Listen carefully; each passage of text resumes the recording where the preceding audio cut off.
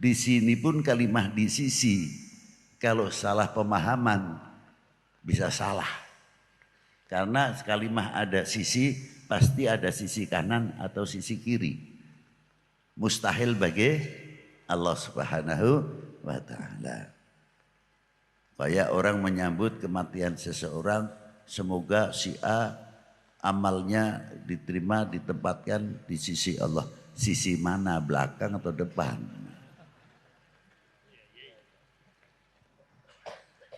Apalagi terkadang sedikit-sedikit kita berkata, apa kata yang di atas, tolong dihindari ini. Atas itu tempat, bawah itu tempat. Karena kiri kanan tempat. Kalau Allah Ta'ala memerlukan tempat, berarti Allah Ta'ala mempunyai sifat minta pertolongan. Mustahil bagi ya. Ini ilmu tauhid.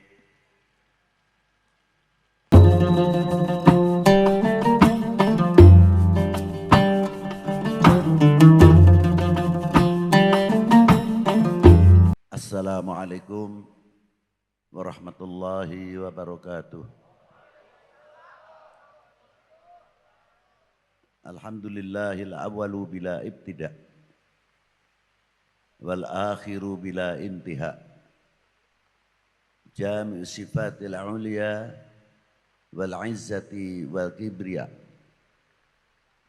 Wassalatu wassalamu ala imami ahli safai wal wafa. Sayyidina wa maulana Muhammadin qutbil anbiya wal awliya. Khairid dawa rahmatan wa syifa fi sirri wal jila wa ala alihi wa sahbihi ma damatil ard was sama amma ba'du. Ayuhas sadati sadatin al-aizza al-fudala, yang saya banggakan, yang saya hormati, para sesepuh, bini sepuh, para alim ulama, yang selalu saya banggakan. Maaf apabila saya tidak bisa menyebutkan satu persatu, bukan berarti mengurangi hormat dan takdim kita kepada para beliau. Yang saya hormati bapak-bapak dari Forkominda, Tasikmalaya, Bapak Bupati, Bapak Wakil Bupati, Bapak Dandim, Bapak Kapolres, dan bapak-bapak dari jajaran pemerintahan sipil TNI Polri yang selalu kita banggakan. Dan yang saya hormati adik kita Haji Asif sekeluarga, Yasep sekeluarga. Semoga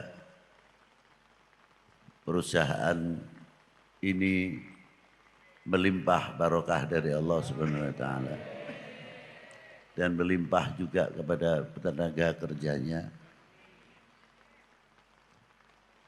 Dan yang saya hormati bapak-bapak dari kecamatan, Kapolsek, Kapolres, Ramil,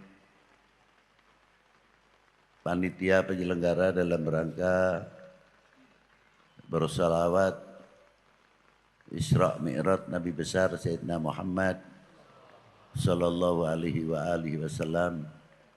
Hadirin wal hadirat rahimakumullah. Allah Ta'ala berfirman, Subhanalladzi asra bi'abdihi lailam minal masjidil haram ilal masjidil aqsa, dan seterusnya ayat ini. Wallahu a'lam. Ayat ini dibagi, yang pertama menunjukkan keagungan Allah Subhanahu wa taala yang diawali dalam ayat pakai subhana. Yang kedua, ayat ini menunjukkan kebesaran baginda Nabi sallallahu alaihi wasallam. Yang ketiga, kita diperingatkan oleh Allah tidak boleh melupakan sejarah. Yang keempat,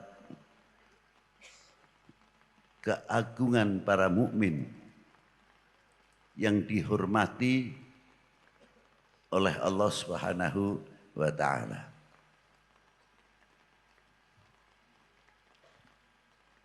Kalimatus subhana ini memang memerlukan cara pengupasan, jelas terlibatnya ilmu pengetahuan umum. Karena di sini awalnya subhana, maha suci Allah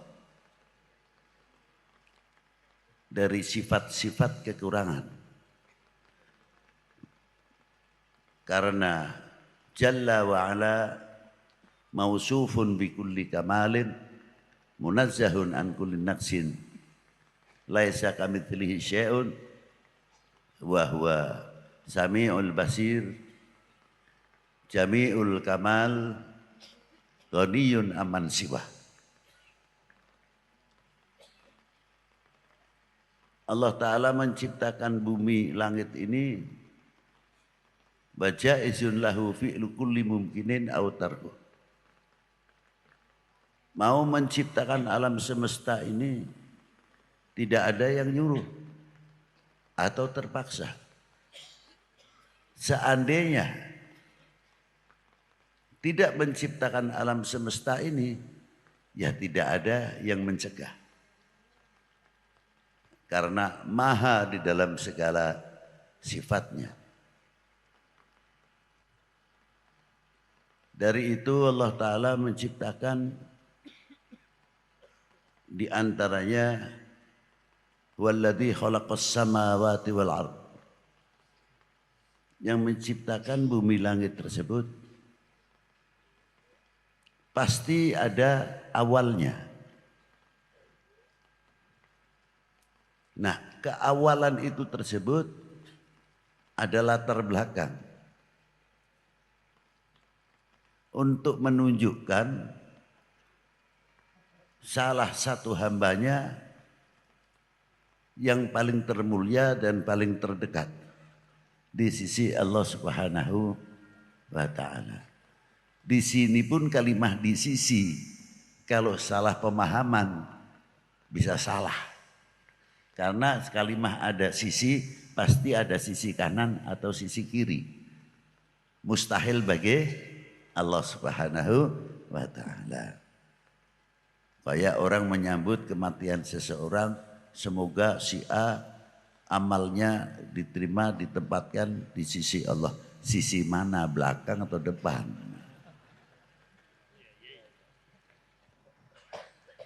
Apalagi terkadang sedikit-sedikit kita berkata, apa kata yang di atas, tolong dihindari ini. Atas itu tempat, bawah itu tempat.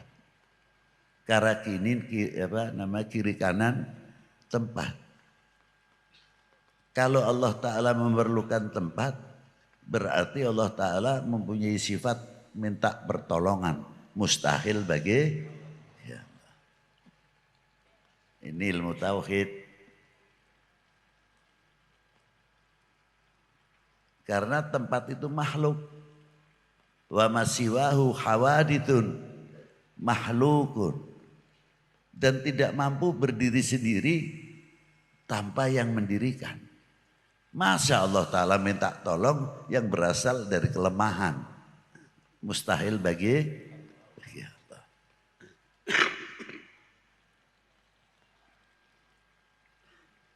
Siapakah yang pertama kali yang diciptakan oleh Allah?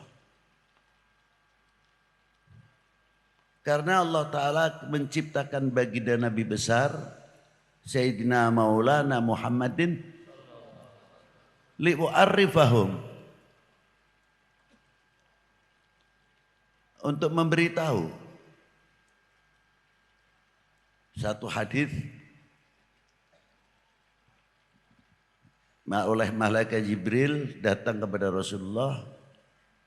Beliau bersabda untuk menyampaikan salamnya Allah Ta'ala kepada Rasulullah dan firmannya Allah Ta'ala dalam hadits qudsi, in akhadtu Ibrahima khalilah faqad akhadtuka habibah. Allah Ta'ala telah menciptakan Nabi Allah Ibrahim dan diberi pangkat Khalil. Maknanya kekasih. Tapi ketika kepada Rasulullah, wa in akhadtuka habiban, tapi aku menciptakan kamu ya habibi, artinya ya Muhammad. Habibah. Makna habib dengan makna Khalil tidak jauh. Yang tinggi yang mana? Habib. Kalimatul Habib lebih tinggi daripada kalimatul Khalil. Wa khalaqtud dunya wa ahlaha, dan aku menciptakan dunia atau alam semesta ini li'u'arrifahum, untuk memberitahu kepada penghuni alam semesta ini karamataka wa manzilataka indi, kedudukanmu, kebesaranmu di dalam aku. Laulaka, seandainya saya tidak menciptakanmu ya Muhammad, aku tidak menciptakan alam semesta. Ini jaiz, bukan berlebihan. Dikit-dikit berlebihan, dikit-dikit berlebihan dari mana? Kalau dikatakan berlebihan, tidak ada yang melawan Allah Ta'ala kepada Rasulullah. Loh, di mana buktinya? Laqad ja'akum rasulun min anfusikum azizun 'alaihi ma 'anittum harisun 'alaikum bil mu'minina rauf rahim, kan sifatnya Allah Ta'ala. Mengapa diberikan kepada baginda Nabi besar Muhammad SAW? Apakah itu tidak berlebihan? Apa dikira kalau Allah Ta'ala memberikan sifat rauf rahim kepada Rasulullah mengurangi sifat kamaliyahnya? La, abadan, tidak. Malah yang untung yang diberi. Ini untuk menunjukkan kebesaran baginda Nabi Sallallahu Alaihi Wasallam. Nah, kembali dalam kalimat subhana. Ditanya sahabat Umar oleh Rasulullah, atadri man ana, tahukah wahai Umar sebenarnya siapa aku ini? Dijawab oleh sahabat Umar radhiyallahu ta'ala, Allah wa rasulihi a'lam. Lanjutnya Rasulullah meneruskan, sebelum Allah Ta'ala menciptakan sesuatu, pertama kali Allah Ta'ala menciptakan makhluknya adalah menciptakan nurku, dan nurku sujud keharibaan Allah selama 700 tahun. Ini keterangan di mana Bib? Di dalam kitab Khotabil Mimbariyah halaman 57.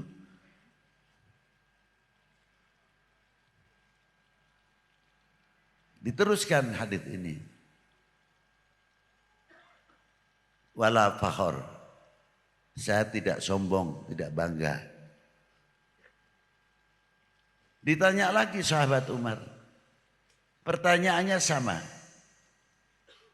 Dijawab lagi sama Rasulullah, ketahuilah ya Umar, sebelum Allah Ta'ala menciptakan sesuatu, pertama kali menciptakan nurku. Dan setiap Allah Ta'ala menciptakan nurku, setiap yang diciptakan oleh sebab nurku, nurku sujud kehadiran Allah selama 700 tahun. Wal kursi min nuri, Allah menciptakan kursi dari nurku. Wal arsyu min nuri. Ars dari nurku. Wallahi wal qalam. Menciptakan lauhil mahfud. Wal qalam min nuri. Wa khalaqal jannah min nuri. Wa khalaqal syamsa wal qamari wal nujum. Allah Ta'ala menciptakan matahari, bintang, bulan. Min nuri. Yang hebat terakhirnya. Dan setiap Allah Ta'ala menciptakan sesuatu diambilnya dari nurnya Rasulullah. Nurnya baginda Nabi sujud selama 700. Apa terakhir ini? Wa khalaqa nurul ma'rifah fi qulubil mu'minin min nuri wala fakhar. Maka cahaya makrifah yang diberikan ke tempat yang di lubuk mukmin itu pernah Rasulullah sujud 700 tahun untuk siapa? Al-mu'minun. Luar biasa sekali rahasianya. Sujudnya kepada Allah. Dari sinilah dahulu makna subhah.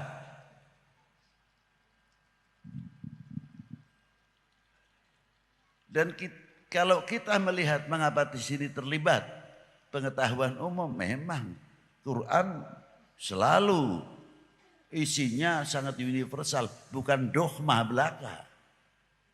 Tapi dogma yang universal, yang sangat university. Maka untuk mengetahui pelajaran Al-Quran, menafsirkan Quran tidak semudah. Syarat-syaratnya cukup. Di antaranya apa? Nahwunya, sorofnya, mantiknya, bayan, ma'ani, ilmu sejarahnya, mu'arikhin. Harus menguasai. Untuk asbabun nuzulnya dalam haditsnya, wurudul hadits, harus tahu persis.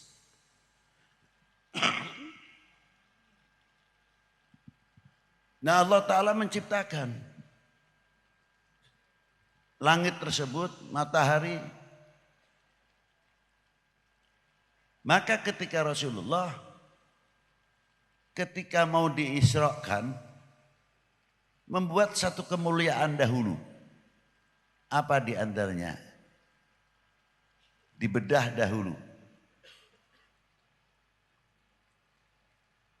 Aneh kan? Rasulullah saja dibedah untuk menghilangkan sifat-sifat. Walaupun toh tidak ada. Bukan itu makna yang harusnya kita. Masa Rasulullah yang atharun nas, orang yang paling suci kok masih dibedah. Ini suatu takbir. Ibrah untuk umat, tapi yang sebenarnya memberikan kemuliaan kepada Zam-Zam. Seperti ketika kita haji, umroh, atau haji berebut mencium hajar.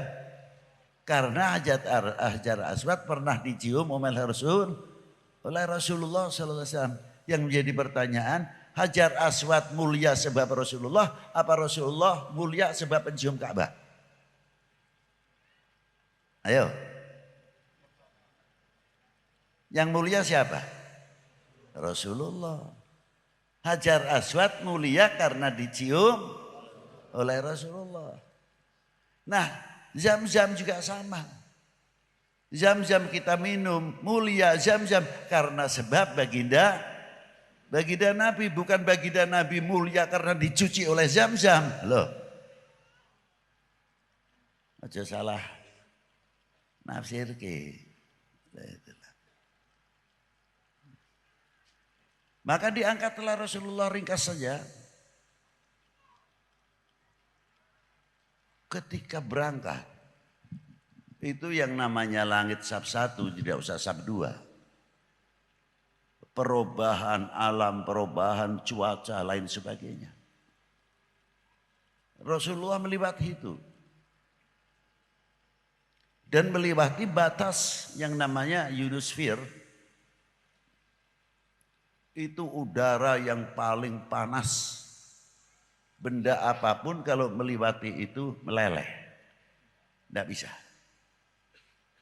Tapi kenapa Rasulullah tidak berpakaian astronot? Hanya buruk, santai saja sampai.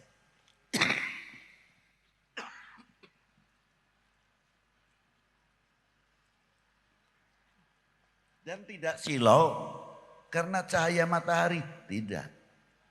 Karena apa? Karena matahari yang silau kepada Rasulullah SAW. Karena matahari nurnya dari sebab baginda Nabi SAW. Maka matahari yang silau sekali melihat baginda Nabi SAW. Komentarnya sama, Muhammad manusia biasa. Lalu kalau manusia biasa, lalu kita ini yang manusia apa? Loh, logikanya kan begitu. Nah, ringkas saja. Ke Sidratil Muntaha, tempat untuk menempatkan baginda Nabi, bukan berarti Allah Ta'ala bertempat. Jais Allah Ta'ala menempatkan seperti Nabi Musa di Gunung Turisin. Baginda Nabi di Sidratil Muntaha. Tapi ketika temu dengan Allah tetap mukhalafatul lil hawa. Loh, itu. Pertama kali ketemu at-tahiyyatul mubarakatus salawatut thayyibatul lil, dijawab oleh Allah Ta'ala apa? Assalamu alayka ayuhan nabiyyu wa rahmatullahi wa barakatuh. Hebat.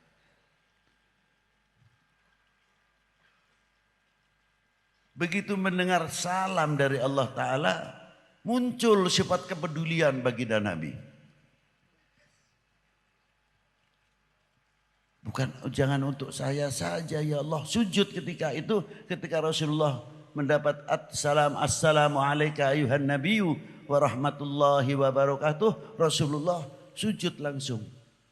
Ditanya, bangun ya Muhammad. Tidak langsung bangun, Rasulullah minta. Diijabah dahulu permintaannya apa? Assalamu alayna wa ala ibadillahi sholihin. Kita makan enak di restoran saja. Kebetulan dapat rezeki. Boro-boro ingat kabar budak nu di bumi. Mumpung ayak keneh duit. Nyate mah tinggal nyate. Opor mah tinggal opor. Barudak mah tinggal barudak gitu aja. Punten bahasa Inggris sekedar.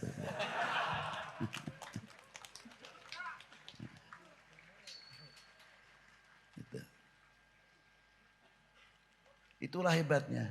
Ingat kepada regenerasi. Assalamu alayna, semoga engkau memberikan rahmat salam kepada kami, bukan kepada saya. Kepada saya siapa? Sahabat juga masuk.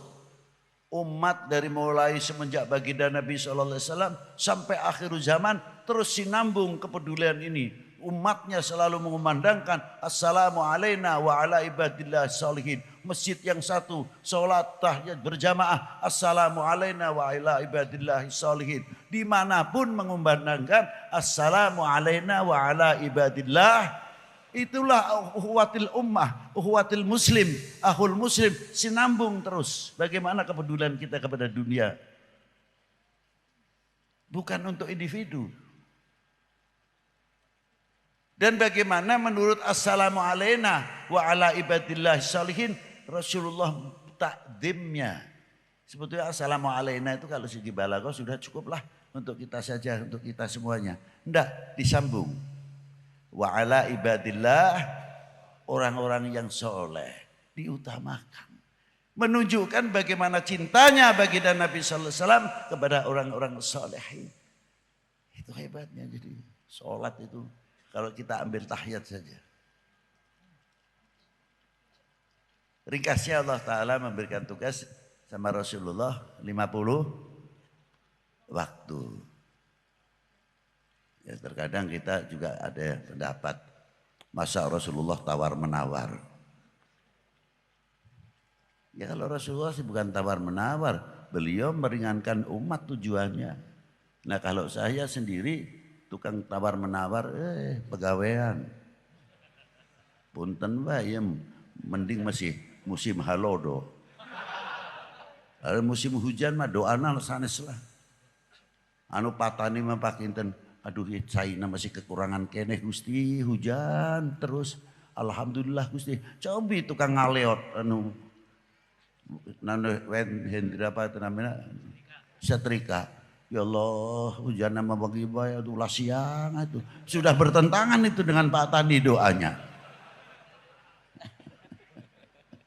Yang satu minta siang hujannya terus, yang satu minta malam saja. Karena apa? Acuk anu di seseh, can kering.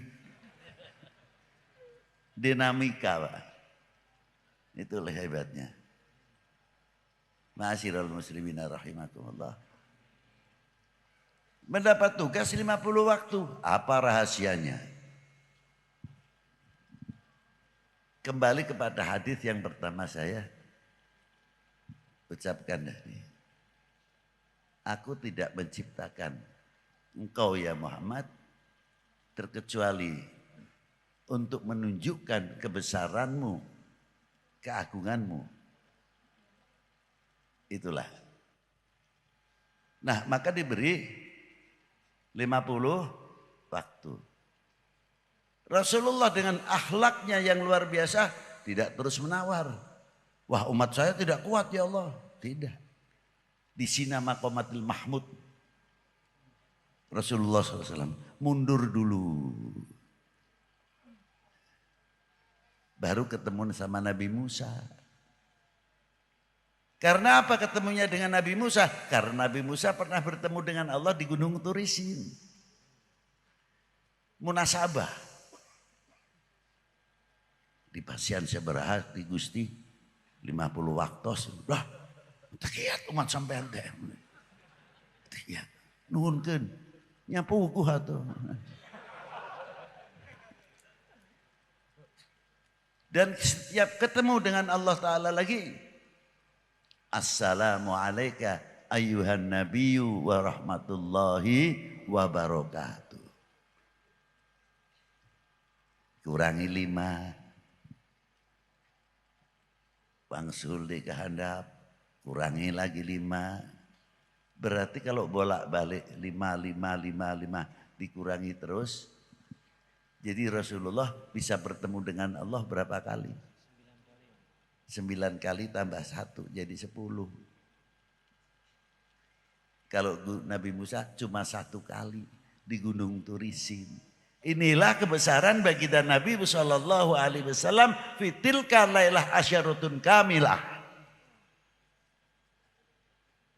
Bertemu dengan Allah bisa 10. Kalau hanya diberi 5 waktu saja, ya ketemunya dengan Allah Ta'ala hanya 1. Ini hikmahnya 50 waktu. Itu rahasianya. Makanya dalam surat ini tepat. Subhanalladzi asra bi'abdihi. Siapakah abdihi tersebut? Ya hambanya Allah Ta'ala, Nabi besar Muhammad. Maknanya bukan itu. Maknanya abdun man kamila ubudiyatihi. Seorang hamba yang sempurna dalam maqamatil ubudiyahnya. Bukan asal makna hamba, bukan. Nah, ini. Makanya keistimewaan luar biasa. Ini khusus. Kembali seterusnya ayat. Minal masjidil haram ilal masjidil aqsa. Ada apa? Apanya memperjalankan masalah buruk. Isra ini hanya dari Masjidil Haram ke Masjidil Aqsa. Lah. Ada rahasia yang cukup. Ada apa? Ada sejarah yang luar biasa peninggalan Karuhun. Yang diperintah oleh Allah Ta'ala membangun Ka'bah. Maaf bukan partai. Loh maaf ini loh. Nanti bisa salah persepsi saya yang salah nanti. Loh.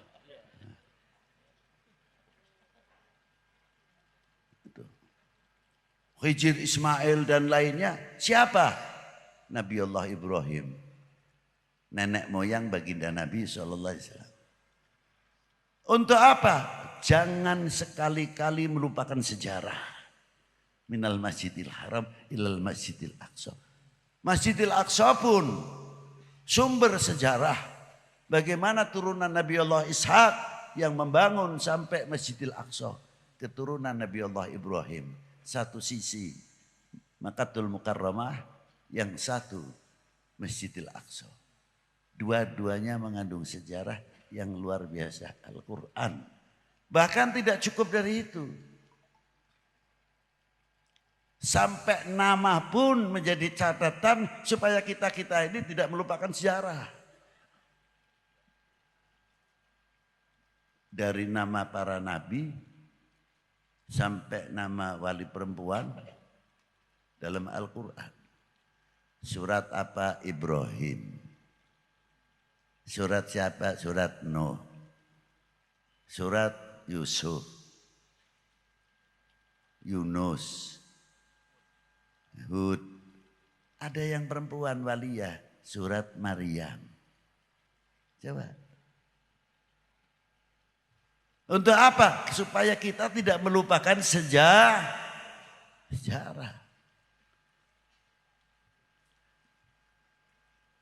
Tidak cukup manusia. Nama hayawan pun diangkat. Sejauh mana kita peduli terhadap makhluknya Allah Ta'ala. Surat Baqarah. Ankabut. Coba. Luar biasa. Pak Wagub. Siapa Pak Wagub? Loh, ini satu contoh. Satu sisi kita tidak boleh melupakan sejarah. Nah, coba kita lihat begini saja. Kita lihat sudah jelas ada patokan minal Masjidil Haram ilal Masjidil Aqsa.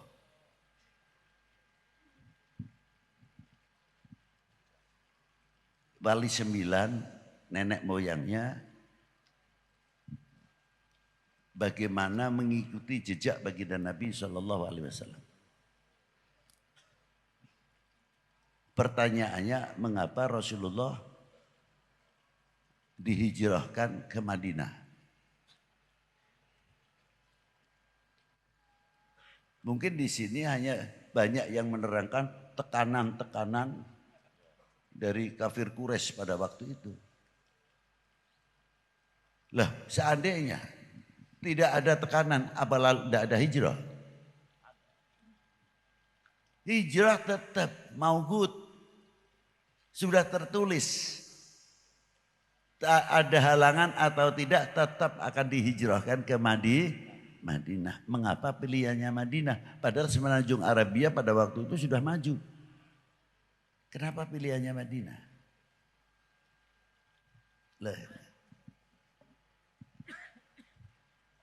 Ternyata Madinah dulu namanya Yathrib.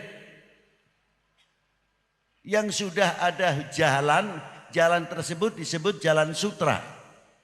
Yang menghubungkan Yathrib sampai ke timur jauh, ke Cina. 3000 tahun sebelum Masehi. Maka ketika Rasulullah hijrah, yang dibangun apa? Sarana ibadah, sarana pendidikan, dan ekonomi yang dibangun oleh baginda Nabi SAW. Itu diantaranya. Hebat sekali. Sehingga bisa mengumpulkan perjanjian Madinah dan sebagainya pada waktu itu. Jadi kalau kita tafsirkan panjang mungkin insya Allah hijrahnya Rasulullah, kalau kita tirukan, Allahu Akbar, bangun masjid. Allahu Akbar, bangun sarana ekonomi. Allahu Akbar, bangun marketing. Allahu Akbar, bangun pertanian. Allahu Akbar, bangun pabrik-pabrik yang menguntungkan umat dan bangsa ini. Allahu Akbar, bangun fakultas perguruan tinggi, ahli IT, ahli elektro, ahli pertanian, ahli kimia, dan lain sebagainya. Itulah. Jadi membangun. Satu contoh. Maka para wali dari dzurriyyatun Nabi sallallahu alaihi wasallam khususnya ketika mau masuk ke Indonesia, beliau berjalan dahulu meniti sejarah Jalan Sutra masuk ke India dahulu. Siapa yang pertama kali masuk ke India? Sayyidina Imam Amir Abdul Malik bin Alwi Amal Faqih bin Muhammad Sahib Marbat bin Ali Khaliq Qasam bin Alwi bin Muhammad bin Alwi bin Ubaidillah bin Ahmad al-Muhajir bin Isa an-Naqib bin Muhammad al-Naqib bin Ali al-Uraidi bin Ja'far al-Sadiq bin Muhammad al-Baqir bin Ali Zain al-Abidin bin Husain Sibti bin Ali bin Abi Talib wa bin Fatimah Zahra al-Batul binti Rasulullah sallallahu alaihi wasallam Rasul. Dan Imam Ja'far Shadiq ibunya adalah Sayyidah Farwah bintil Qasim bin Muhammad bin Abi Bakrin Siddiq.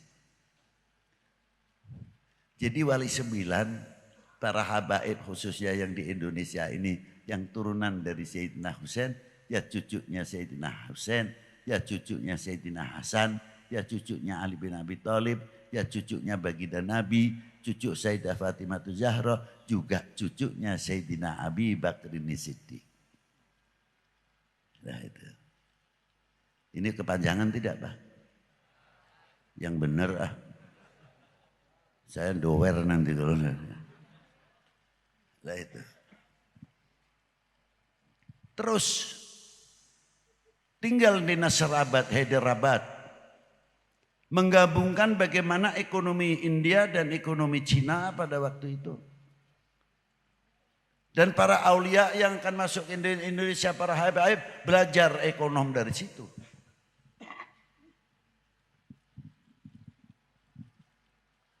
Beliau membawa ekonomi, ahli astronomi, ahli kedokteran, ahli pertanian.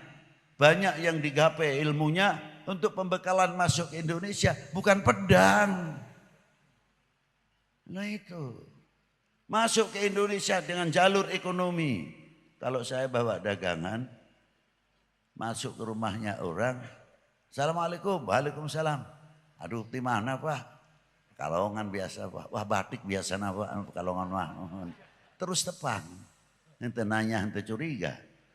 Udah batikna seueur nu dibantun. Aduh Pak, ningalan be menang tahan tuh. Wih mangga tuh, langsung Pak tepang. Coba kalau kita pakai begini-begini, langsung Assalamualaikum, Waalaikumsalam. Kenal Islam, ingin belajar Islam, bubar orang itu. Lah, teori yang luar biasa, ulama-ulama kita yang canggih. Luar biasa. Yang ahli ekonomi, yang ahli pertanian. Bagaimana lemah lembutnya beliau. Tidak cukup dari itu, seni budaya itu tidak kita tabrak, tapi kita hidupkan, dialihkan yang baik. Seperti siapa? Dunia perwayangan yang dilakukan oleh Kanjeng Sunan Bonang dan muridnya Kanjeng Sunan Kalijogo. Itu luar biasa. Bukan kayak seperti Habib Lutfi. Datang ke dia terus ini. Ya Nabi salam alaika. Kayak bubar lampung amplopna seberhaga abdi terang teh. Para waliullah nu dahulu tidak sampai berpikir ke sana. Bagaimana mengeluarkan amplop di kantong sorangan nyalira. Berpikir jauh. Li ukhwatil ummah, li salamatil ummah. Jauh sekali, maaf jangan tersindir. Itu hebatnya kesepuan-kesepuan kita. Sehingga Islam di Indonesia damai, diawali dengan kedamaian, menunjukkan rahmatan lil tos. Sampai ke Syekh Muhyiddin Pamijahan. Bagia di Tasik, gaduh Syekh Muhyiddin Pamijahan. mursyid torekoh yang luar biasa. Dalam satoriyah, dalam qadiriyah, sadeliyah, tapi yang diamalkan satoriyah terutama. Pertama kali beliau dilahirkan di Jogja. Setelah dewasa beliau belajar kepada Syekh Abdul Rauf Singkil. Dibawa gurunya ziarah ke Baghdad. Pulang dapat tugas mensyiarkan torekohnya pertama kali di Jogja. Hampir murid-muridnya torekoh satoriyah di Jogja dari para sultan sampai ke bawah masyarakat kecil mengambil ilmu torekoh dari Syekh Muhyiddin Pamijah. Luar biasa. Tapi punten bae sampai ayeuna teh. Abdi hoyong di Tasikmalaya khususnya anu caket sareng Syekh Muhyiddin Pamijahan. Bu sekali-kali ayah holna Syekh Muhyiddin gitu sekali-kali teh. Ambeh ngaramekeun syiarna barokah nati Gusti ke urang sadaya kumaha carana. Ambeh berkahna teh aya ketinggal gitu. Ieu di Tasik teh aya mutiara anu luar biasa. Iraha ayana holna. Nah, tadi saya sudah rundingan sama ajengan sama Pak Bupati sama Pak Dandim. Ayo ya hidupkan kembali holnya Syekh Muhyiddin Pami. Bangga tidak kita punya Syekh Muhyiddin Pamijah? Ya harus dong, jangan bangga-bangga saja. Bangga, ini nama susah. Bangga. Payah ini. Lah itulah. Maka di sini. Bagaimana beliau berjuang mengangkat nama Indonesia, ulama il-kibar di dunia internasional, di dunia tarekah yang tidak kenal kepada Syekh Muhyiddin Pamijahan siapa, sampai orang terkenal karena si Syekh Muhyiddin Pamijahan teng-tengen cek sudah mamer. Leres tante. Nah, coba. Itu satu contoh. Ayo dirahat kiai gini. Sate acan Ramadan. Sate acan Ramadan hol nangkena. Setuju? Tah si gampang mengucapkan setuju. Nah, nuhun bisa kesemangatan kita. Coba itu Syekh Muhyiddin. Dia ikut berjuang. Bagaimana menghadapi VOC pada waktu itu. Beliau mempunyai kontribusi. Diteruskan oleh regenerasi. Muncul beberapa ulama-ulama luar biasa. Seperti Ki Mojo, Sentot Prawiro Dirjo, Diponegoro. Dan tokoh-tokoh yang lain luar biasa. Ikut andil besar menegakkan merah putih kembali. Coba. Maka di dalam merah putih perlu kita mengetahui apa di dalam kandungannya merah putih. Karena di dalamnya ada kehormatan bangsa, ada harga diri bangsa, jati diri bangsa. Siapa lagi kalau bukan kita-kita yang menjunjung tinggi kehormatan bangsa. Nah, ulah perem bae tuh. Punten mangga ngaleut.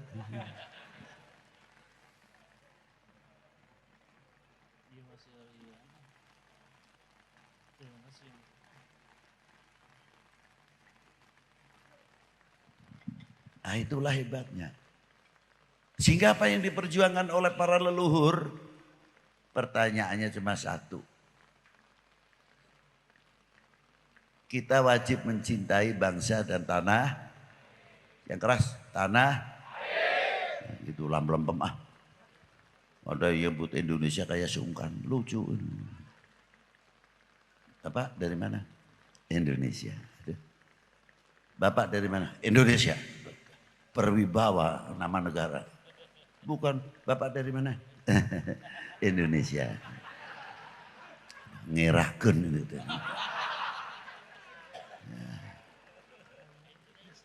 Jawab yang tegas. Sebab ketegasan itu menunjukkan kebanggaan kepada tanah airnya. Kebanggaan kepada bangsanya. Indo! Nah, kan gitu kedahana. Harus. Ini diparahin dulu. Harus diparahin dulu. Marahin dulu. Itu Pak, dapat sehat. Marahin dulu. Kepanggih. Ini satu contoh. Itulah. Ma'asyiral muslimin rahimakumullah. Jadi dalam bendera ini ada rahasia walaupun tidak berhuruf.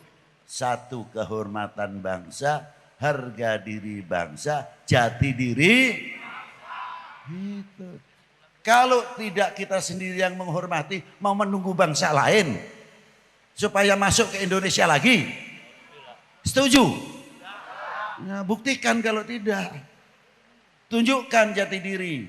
I am Indonesian, from Indonesian, to Indonesian. Saya love Indonesian. Saya bangga menjadi bangsa Indonesia. Saya bangga menjadi anak Indonesia. Harusnya begitu. Jangan, dari mana? Indonesia. Sudah jawabnya kayak sungkan. Dari mana? Indonesia. La ilaha illallah.